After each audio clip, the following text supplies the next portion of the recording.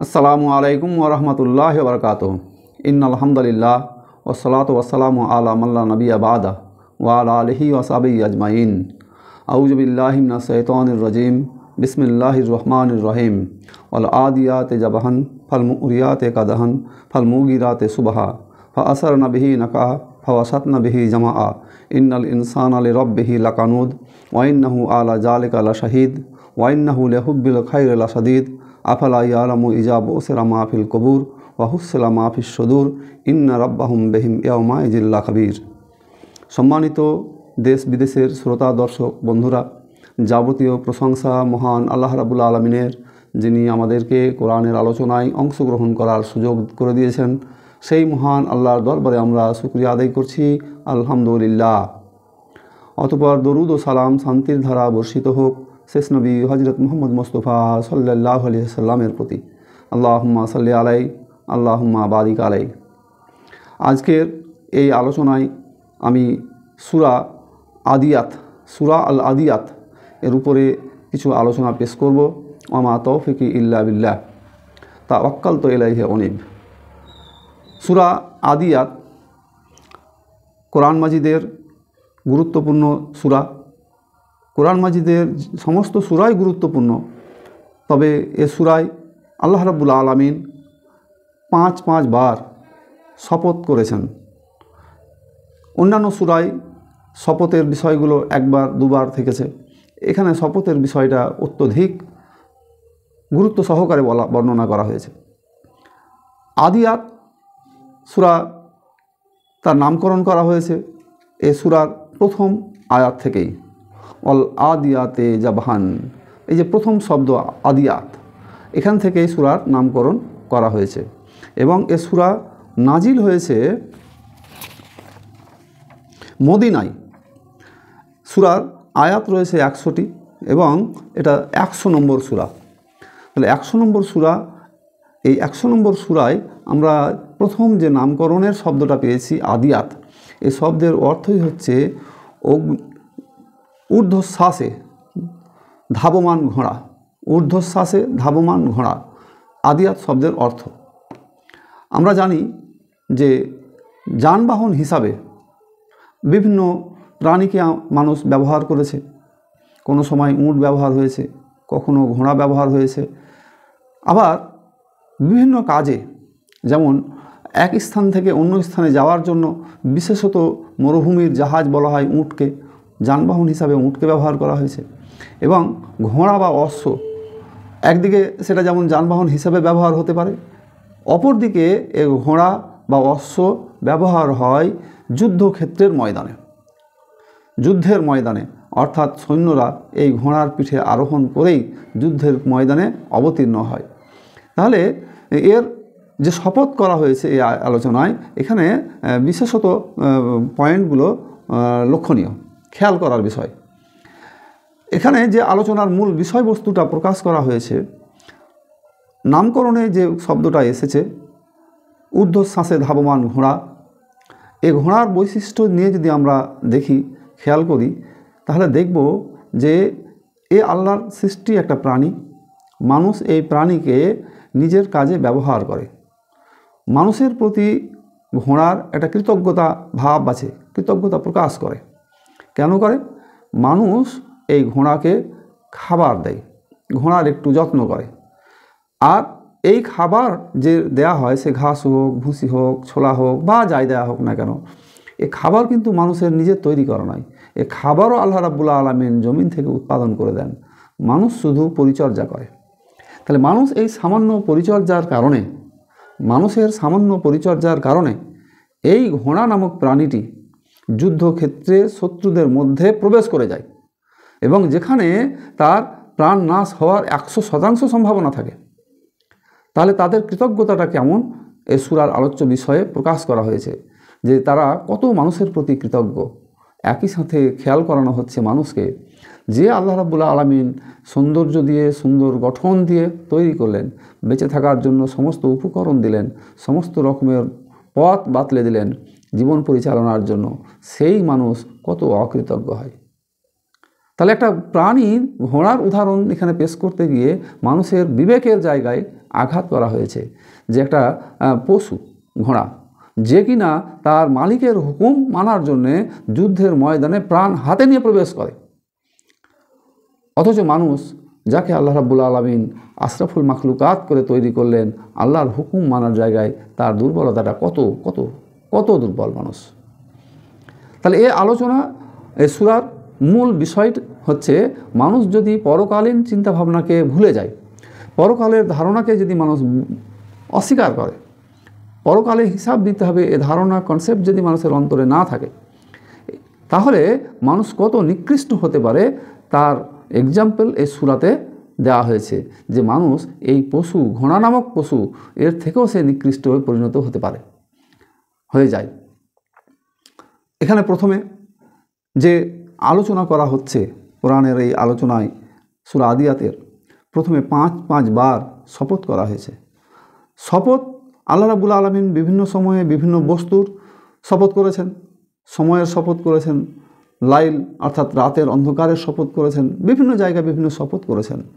এখানে 5টি বিষয় সম্পর্কে শপথ করা হচ্ছে এবং তা সবই যুদ্ধের ময়দানের দিকে ইঙ্গিত করে, প্রতিটা শপথের বিষয়গুলোকে। প্রথমে যে বিষয়টি বলা হলো, অল আদিয়াতে জাবহান, ঊর্ধ্বশ্বাসে ধাবমান ঘোড়ার শপথ, অশ্বরাজির শপথ। এখানে আদিয়াত শব্দটা বহুবচনে ব্যবহার করা হয়েছে, একটা ঘোড়ার কথা বলা হয়নি। সুতরাং এই বহুবচন ব্যবহার করে ঘোড়া সমূহকে বোঝানো হয়েছে। ঊর্ধ্বশ্বাসে তারা কোথায় যায়? যখন মানে লড়াইয়ের ময়দানে, যুদ্ধের ক্ষেত্রে এই ঘোড়াগুলো প্রবেশ করে, তখন সে ঊর্ধ্বশ্বাসে দ্রুত গতিতে, ক্ষিপ্র গতিতে সে প্রবেশ করে। তখন সে পিছন ফিরে তাকায় না, সে শত্রুর মোকাবিলায় সে দ্রুত গতিতে ধাবমান হয়। এই সময়ের একটা শপথ করা হচ্ছে। এই সময়টা হচ্ছে এমন একটা সময় যে যুদ্ধের ময়দানে যখন কোনো মানুষ অবতীর্ণ হয়, তখন তার মনের ইমানি দুর্বলতা যদি আগে থেকেও থাকে, তাহলে ময়দানের ঝনঝনানি, অস্ত্রের ঝনঝনানি, শত্রুপক্ষের ভয়ঙ্কর রূপ দেখে তার ইমানের দুর্বলতা কেটে যায়। সে আল্লাহর উপরে ভরসা করে ঝাঁপিয়ে পড়ে। এই রকম সময়ের আল্লাহ শপথ করছেন। দ্বিতীয় শপথটা করা হচ্ছে কি? ফালমুরিয়াতে কাদাহান, অতঃপর ক্ষুরাঘাতে অগ্নি স্ফুলঙ্গ বিচ্ছুরিতকারী অশ্বসমূহের শপথ। প্রথমে ধাবমান অশ্বের শপথ করা হলো। দ্বিতীয়, আমরা জানি যে ঘোড়ার পায়ে খুর লাগানো থাকে। এই খুর যখন পাথরের সাথে সংঘর্ষ হয়, অর্থাৎ পাহাড়ি মাটির উপর দিয়ে দৌড়ে যায়, পাথরের সঙ্গে সংঘর্ষ হয়, এই ঘর্ষণের ফলে আগুন বা অগ্নি স্ফুলঙ্গ তৈরি হয়। এই অগ্নি স্ফুলঙ্গেরও শপথ নেওয়া হচ্ছে। খুর এবং পাথরের ঘর্ষণে উৎপন্ন অগ্নিস্ফুলঙ্গ, তারও শপথ করা হচ্ছে যে খুরের আঘাতে অগ্নি স্ফুলঙ্গ বিচ্ছুরিতকারী অশ্বসমূহের শপথ। এই অগ্নিস্ফুলঙ্গ বিচ্ছুরণটা হয় কেন? ঘোড়ার যে ঊর্ধ্বগতি, এই ঊর্ধ্বগতিতে ছোটার কারণে এই অগ্নি স্ফুলঙ্গ তৈরি হয়। এই ঘোড়ার শপথ করা হচ্ছে, যারা আগুন অগ্নি স্ফুলঙ্গ উৎপন্ন করে যুদ্ধের ময়দানের দিকে ছুটে যায়। তৃতীয় শপথ করা হচ্ছে ফালমুগিরাতে সুবাহা, প্রভাতকালে আক্রমণকারী অশ্বরাজির শপথ। প্রভাতকালে আক্রমণকারী, প্রভাত অর্থাৎ ভোরবেলা আক্রমণকারী। এখানে বিভিন্ন গোত্রের মধ্যে আক্রমণের বা হামলার, পাল্টা হামলার একটা রেওয়াজ আরবে ছিল। যে যখন কোনো গোত্র অন্য কোনো গোত্রকে হামলা করে, আক্রমণ করে তাদের শত্রুতাবশত, তখন সেই হামলাগুলো তারা করত গভীর প্রভাত রাত্রে, অর্থাৎ সকাল হওয়ার আগেই মানুষ ঘুমিয়ে থাকবে, অচেতন থাকবে, এরকম অবস্থায় তারা হামলা করে। এই রীতি, এই রেওয়াজটাকে ইঙ্গিত করা হচ্ছে এবং এখানে বলা হচ্ছে যে ফালমুগিরাতে সুবাহা, অতঃপর প্রভাতকালে আক্রমণকারী অশ্বসমূহের শপথ। এই যে আক্রমণের ঘটনাটা ঘটে, ঘোড়া নিয়েই তারা আক্রমণে ছুটে যায়, এই ঘোড়াগুলোর শপথ করা হচ্ছে। চতুর্থ বলা হচ্ছে কি? ফা আসারনা বিহি নাকা, যারা সেই সময় ধুলি উৎক্ষিপ্ত করে, অর্থাৎ যখন আক্রমণের জন্য ঘোড়া নিয়ে অশ্ব আরোহী বাহিনী ছুটে চলে, তখন রাস্তা দিয়ে ঘোড়ার পায়ের আঘাতে, ঘোড়ার পায়ের ঘর্ষণে ধুলি উঠতে থাকে। এই যে ধাবমান ঘোড়া ধুলা উড়িয়ে চলে যায়, তাদের শপথ করা হচ্ছে। পঞ্চম বিষয় শপথ করা হচ্ছে যে ফাওয়াসাতনা বিহি জামা, তারা শত্রু দলের আভ্যন্তরে ঢুকে পড়ে, শত্রু দলের মধ্যে তারা ঢুকে পড়ে। এই যে সৈন্যগুলো যারা ঘোড়ার পিঠে থাকে, এই সৈন্যগুলোকে নিয়ে ঘোড়াসমূহ, এই ঘোড়াগুলো যুদ্ধের ময়দানে শত্রুপক্ষের মধ্যে চলে যায়। অর্থাৎ এই যে টোটাল ফিগারটা, যে যুদ্ধের ময়দানের, লড়াইয়ের ময়দানের আলোচনা করা হচ্ছে, যেখানে অন্যতম বাহন, যানবাহন হচ্ছে ঘোড়া। এই ঘোড়ার শপথ করা হচ্ছে। ঘোড়ার যে 5টা শপথ ঘোড়াকে সামনে রেখে করা হচ্ছে, বিভিন্ন অবস্থাকে সামনে রেখে করা হচ্ছে। এই শপথগুলো প্রতিটাই মানে যে কোনো মুহূর্তে জীবন সংকুল হতে পারে, ভয়াবহ বিপদের মধ্যে জীবন পড়তে পারে। এই রকম বিপদকে সামনে রেখে ঘোড়াগুলোর শপথের কথা বলা হচ্ছে। তাই আল্লাহ রাব্বুল আলামিন যখন কোনো বিষয়ের শপথ করেন, তখন সেই বিষয়ের বাস্তবতা এবং অকাট্য প্রমাণ বোঝানোর জন্য শপথ করা হয়। আল্লাহ রাব্বুল আলামিন এই সময়ের শপথ করে যে কথাটা বলছেন, সেই কথাটা হচ্ছে অত্যন্ত মারাত্মক কথা। কথাটা হচ্ছে কি, ইন্নাল ইনসানা লিরাব্বিহি লাকানুন। অবশ্যই মানুষ তার রবের প্রতি অকৃতজ্ঞ। মানুষ তার রবের প্রতি অকৃতজ্ঞ। অকৃতজ্ঞ কেন? এই ব্যাখ্যাটা এতক্ষণ পর্যন্ত শপথের আকারে আল্লাহ রাব্বুল আলামিন বললেন। যে ঘোড়াগুলো যুদ্ধের ময়দানে ঝাঁপিয়ে পড়ে, পায়ের অগ্নি স্ফুলঙ্গ উৎপন্ন করে যুদ্ধের ময়দানে যায়, ধুলা উড়িয়ে চলে যায়, প্রভাতের আলো ফুটার আগেই চলে যায়, তারা অতর্কিত শত্রু দলের মধ্যে ঢুকে পড়ে, যেখানে তার প্রতি মুহূর্তে জীবন সর্বনাশ হওয়ার আশঙ্কা আছে। এই ঘোড়াগুলো মানুষের প্রতি কৃতজ্ঞতাবশত তারা নিজের জীবনকে বিপন্ন করে শত্রু দলের মধ্যে প্রবেশ করে। কেন করছে? যে এই মানুষগুলো ঘোড়াগুলোকে কিছু খেতে দেয়, খাবার দেয়, ঘোড়াগুলোর প্রতি অল্প যত্ন করে, কিছু যত্ন করে। এর বিনিময়ে ঘোড়াগুলো মানুষের প্রতি এই কৃতজ্ঞতা প্রকাশ করে। এখন মানুষ বড় অকৃতজ্ঞ তার প্রতিপালকের প্রতি। কেন? এই জায়গাটা আমাদেরকে এবার ভাবতে হবে। আল্লাহ রাব্বুল আলামিন আমাদের অবস্থা, মানুষের অবস্থা কিভাবে নিয়ে এসেছেন? আমাদের এই পৃথিবীতে আমাদের কোনো অস্তিত্ব ছিল না। আল্লাহ রাব্বুল আলামিন স্মরণ করাচ্ছেন যে হাল আতা আলাল ইনসানে হিনুম মিনাদ দাহরে লাম ইয়াকুন সাইয়াম মাজকুরা। তোমাদের উপরে কি এমন একটা সময় যায়নি, অতিবাহিত হয়নি, যে সময়ে তোমার নাম নিশানা অস্তিত্ব কিচ্ছু ছিল না? তারপর আমি তোমাকে এই পৃথিবীতে নিয়ে এলাম, মানুষ আকারে এই পৃথিবীতে তোমাকে বড় করলাম, লালন পালন করলাম, তোমার যাবতীয় অভাব পূরণ করলাম, খাবার থেকে শুরু করে যাবতীয় রিজিক, পথ চলা, জীবনযাপন, সব উপকরণ তোমার জন্য দিলাম। তাহলে সমস্ত কিছু উপকরণ দেওয়ার পর তোমার কাছে আমি শুধুমাত্র বলেছিলাম যে মানুষ এবং জিনকে আমি তৈরি করেছি কেবল আমার ইবাদত করার জন্য, উপাসনা করার জন্যে। ওমা খালাকুল জিন্নে ওয়াল ইনস ইল্লা লিয়াবুদুন। অথচ মানুষ তার স্রষ্টাকে ভুলে গিয়েছে, রবের প্রতি কৃতজ্ঞতা প্রকাশ করে না। তাহলে এখানে এই এক্সাম্পলটা সেট করে বুঝিয়ে দেওয়া হচ্ছে যে একটা ঘোড়া তার মালিকের প্রতি কতটা কৃতজ্ঞ, আর মানুষ তার মালিক অর্থাৎ মহান আল্লাহ রাব্বুল আলামিনের প্রতি কতটা কৃতজ্ঞ, কতটুকু কৃতজ্ঞ।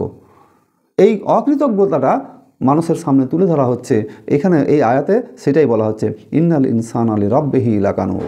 অবশ্যই মানুষ, এখানে ইন্না শব্দ দিয়ে যে অবশ্যই নিশ্চয়তা দেওয়া হচ্ছে, শুধুমাত্র নিশ্চয়তাটা দেওয়া হচ্ছে এই জন্যে যে পৃথিবীতে যত মানুষ আছে, অকৃতজ্ঞ মানুষের সংখ্যাটা অনেক অনেক বেশি, অনেক বেশি অকৃতজ্ঞ মানুষের সংখ্যাটা।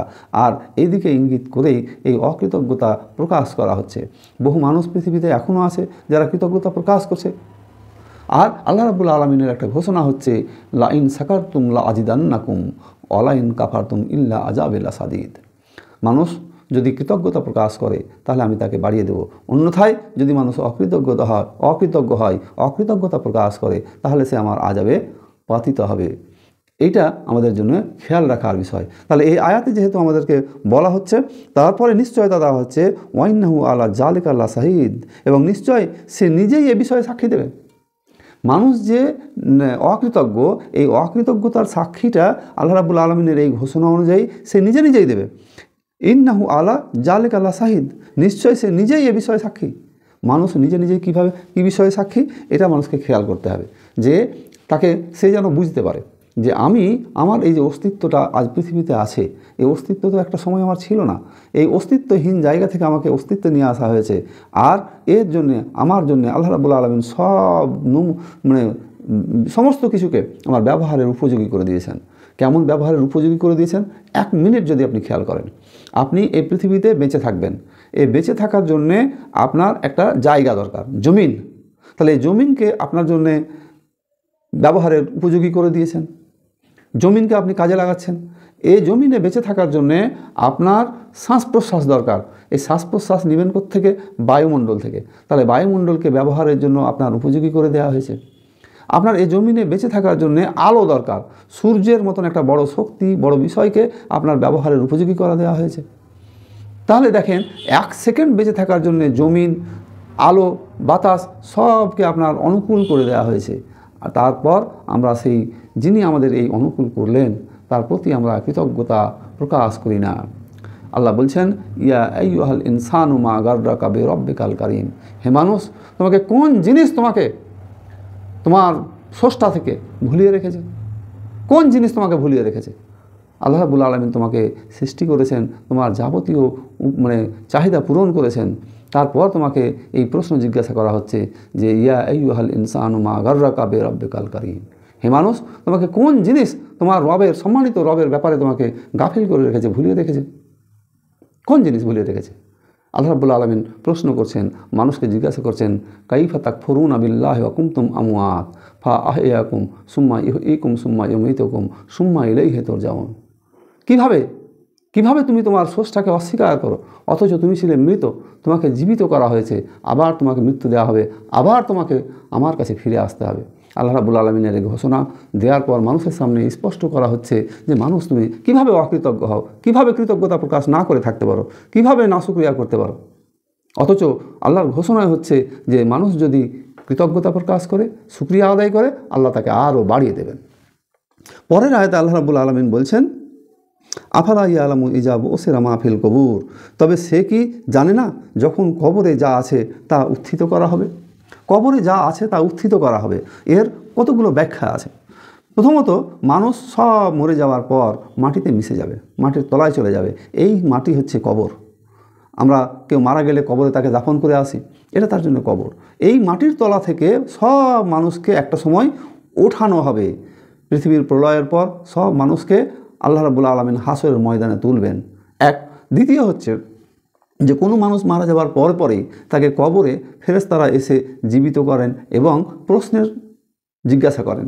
এই প্রশ্ন উত্তরে সফল হলে তার জন্য সুখ শান্তি রয়েছে, প্রশ্ন উত্তরে সফল না হলে তার জন্য কষ্ট রয়েছে।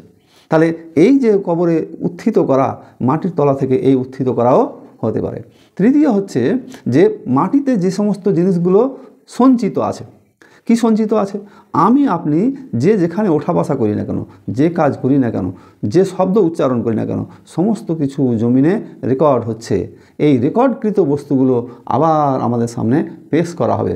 অর্থাৎ এখানে ইঙ্গিত দেওয়া হচ্ছে যে যখন কবরে যা আছে তা উত্থিত করা হবে, অর্থাৎ মাটির তলদেশ থেকে সবকে উঠিয়ে দেওয়া হবে।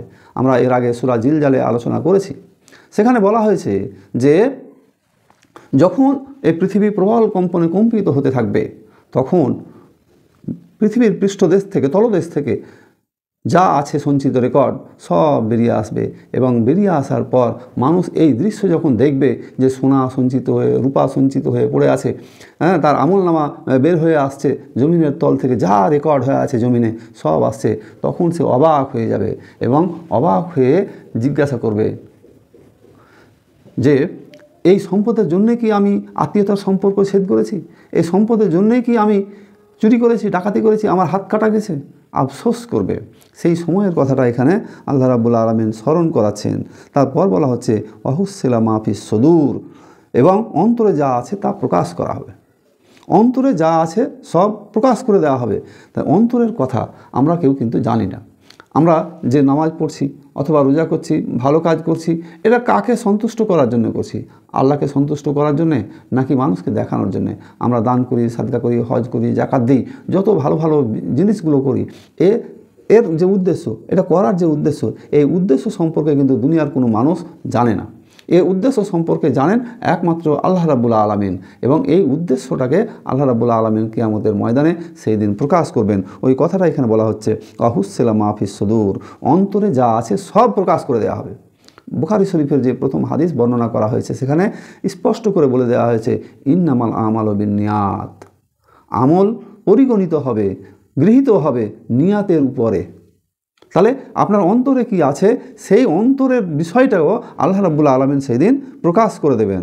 তারপর বলা হচ্ছে ইন্না রাব্বাহুম বিহিম ইয়াউমা ইজিল্লা খাবির, সেই দিনে তাদের সম্পর্কে তাদের প্রতিপালক অবশ্যই সবিশেষ অবহিত আছে।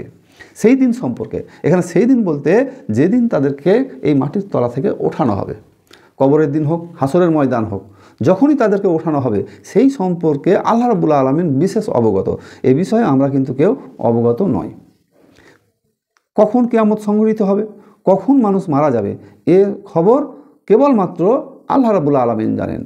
আল্লাহ রাব্বুল আলামিনের নবী হযরত মুহাম্মদ মুস্তাফা সাল্লাল্লাহু আলাইহি সাল্লাম, তার সামনে একদিন জিবরাইল ফেরেশতা মানুষের রূপ ধারণ করে ধপধপে সাদা পোশাক পরে উপস্থিত হলেন এবং আল্লাহ নবীর সামনে হাঁটু গেড়ে উরুর উপরে হাত দিয়ে বসে কতগুলো বিষয় জিজ্ঞাসা করলেন।